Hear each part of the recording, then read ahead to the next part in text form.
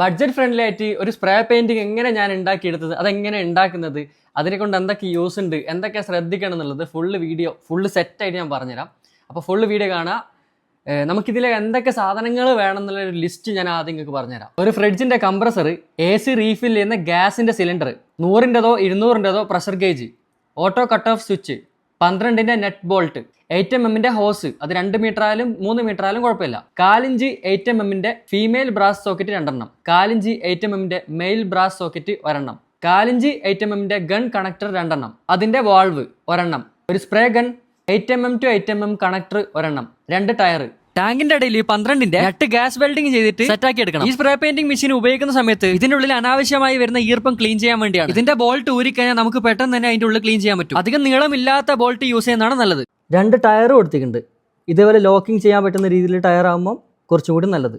ഇവിടെ ഒരു ഹാൻഡിൽ കാണുന്നില്ലേ? ഈ ഹാൻഡിൽ ഇതിന്റെ ഓപ്പോസിറ്റ് സൈഡിലുള്ള ഒരു ഹാൻഡിലായിരുന്നു. അത് ഇവിടെ നിന്ന് കട്ട് ചെയ്തതിന് ശേഷം ഇവിടെ വെൽഡ് ചെയ്ത് പിടിപ്പിച്ചിട്ടുണ്ട്. ബിക്കോസ് നമുക്കിത് എടുത്ത് കൊണ്ട് നടക്കാനൊക്കെ സൗകര്യത്തിന് വേണ്ടിയിട്ടാണ് ഇങ്ങനെ ഒരു ചെറിയൊരു സംഭവം സെറ്റാക്കിയിട്ടുള്ളത്. 4" 8mm ബ്രാസ് ഫീമെയിൽ സോക്കറ്റാണ് ഇവിടെ സെറ്റ് ചെയ്തിട്ടുള്ളത്. ത്രെഡുള്ള ടൈപ്പ് ഇവിടെയും ഇവിടെയും. ഇതിൻ്റെ സെൻറ്ററിൽ വരുന്നത് വാൾവാണ് 4" ഇവിടെ വരുന്നത് ഗണ്ണ് കണക്ട് ചെയ്യാൻ വേണ്ടിയിട്ടുള്ള ഒരു കണക്ടർ. ഇത് പ്രസ് ചെയ്തിട്ടാണ് ഈ ഒരു പൈപ്പ് ഇതിൽ കണക്ട് ചെയ്യുന്നത്. അത് ഞാൻ ലാസ്റ്റ് കാണിച്ചു തരാം കേട്ടോ. ഇതാണ് പ്രഷർ ഗേജ്.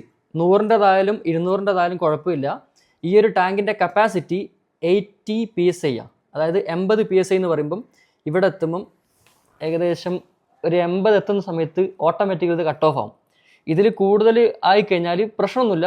ഇതിൽ മാക്സിമം 130 150 വരെയൊക്കെ ഇങ്ങനെ പല രീതിയിലും പറയുന്നുണ്ട്. അപ്പോൾ നമുക്ക് സേഫ്റ്റി നോക്കിയിട്ടാണ് ഞാൻ 80-ൽ കൊടുത്തേക്കുന്നത്. എൻ്റെ ചെറിയ ആവശ്യമായതുകൊണ്ട് 80-ൽ എത്തിക്കഴിഞ്ഞാൽ ഇത് ഓട്ടോമാറ്റിക്കലി കട്ട് ഓഫ് ആവും.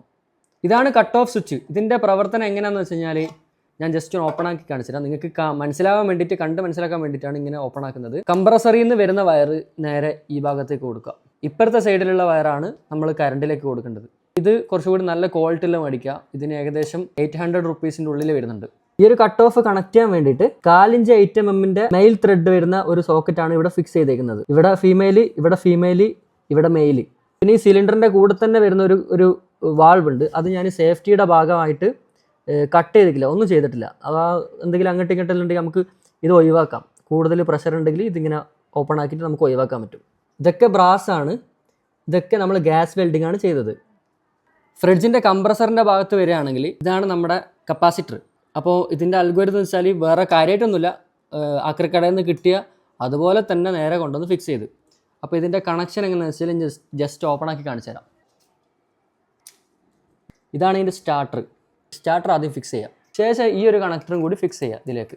ഈ ഒരു പോർഷൻ നല്ല സേഫ്റ്റി ആയിട്ട് വെക്കണം. ഇത് നിങ്ങൾക്ക് വീഡിയോ എടുക്കാൻ വേണ്ടിയിട്ട് ഞാനിങ്ങനെ ടാപ്പ് ചെയ്ത് ഇങ്ങനെ കാണിച്ചതേ ഉള്ളൂ. ഈ ഒരു ഭാഗത്തുള്ള ഈ ഒരു പൈപ്പാണ് നമ്മൾ ഇൻലെറ്റ്.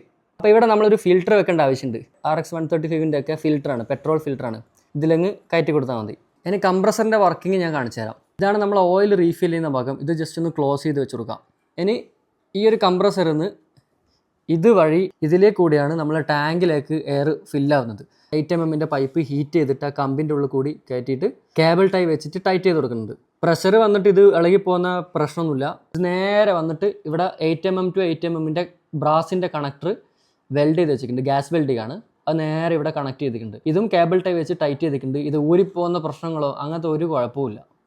ടയർ ലോക്ക് അല്ലെങ്കിൽ ഈ പറഞ്ഞ പോലെ ഇങ്ങനെ വർക്കിംഗ് ചെയ്യും. ലോക്കാക്കി കഴിഞ്ഞാൽ ഇതുപോലെ ലോക്കായി കിടക്കും.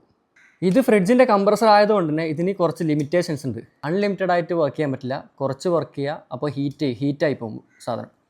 ഫ്രിഡ്ജിന് കൂളിങ്ങിന് വേണ്ടിയിട്ടാണ് ഈ ഒരു കംപ്രസർ യൂസ് ചെയ്യുന്നത്. സോ ഇത് കൂളിംഗ് സിസ്റ്റം അങ്ങോട്ടും ഇങ്ങോട്ട് പോയി കഴിഞ്ഞാൽ അങ്ങനെ ഹീറ്റാവില്ല. നമുക്കിവിടെ കൂളിംഗ് സിസ്റ്റം ഒന്നും ഇല്ലാത്തതുകൊണ്ട് പറ്റുവാണെങ്കിൽ എന്തെങ്കിലുമൊക്കെ അൽഗോരിതം യൂസ് ചെയ്തിട്ട് എന്തെങ്കിലും ഫാനോ എന്തെങ്കിലുമൊക്കെ കാര്യങ്ങൾ വെച്ച് കൊടുക്കുകയാണെങ്കിൽ കുറച്ച് കൂളിംഗ് കിട്ടും. കണ്ടൻറ്റ് യൂസ് ചെയ്യാൻ പറ്റില്ല. ഓയിൽ കണ്ടൻറ്റ് ഇതിലേക്ക് കൂടി വരും. ഓയിൽ കണ്ടൻറ്റ് ഒഴിവാകാൻ വേണ്ടിയാണ് ഈ ഗണ്ണിൻ്റെ ഈ ഒരു ഭാഗത്തേക്ക് നമുക്ക് ഫിൽറ്റർ യൂസ് ചെയ്യാൻ പറ്റും. അപ്പോൾ അങ്ങനെ യൂസ് ചെയ്യുകയാണെങ്കിൽ ഓയിൽ കണ്ടൻറ്റും ഒഴിവായി കിട്ടും. ഹോസ് കണക്ട് ചെയ്യാൻ വേണ്ടിയിട്ട് ഈ ഒരു ഭാഗം ജസ്റ്റ് ഒന്ന് പ്രസ് ചെയ്യുക. പ്രസ് ചെയ്ത് കഴിഞ്ഞാൽ ഇത് ചുമ്മാ അങ്ങ് ഉള്ളിലേക്ക് കയറ്റി കൊടുത്തിട്ട് ഇതങ്ങ് വിടുക. അപ്പോൾ ലോക്കായി. പിന്നെ ഇതെങ്ങനെ കളിച്ചാലും ഇത് ഇങ്ങോട്ട് പോരില്ല.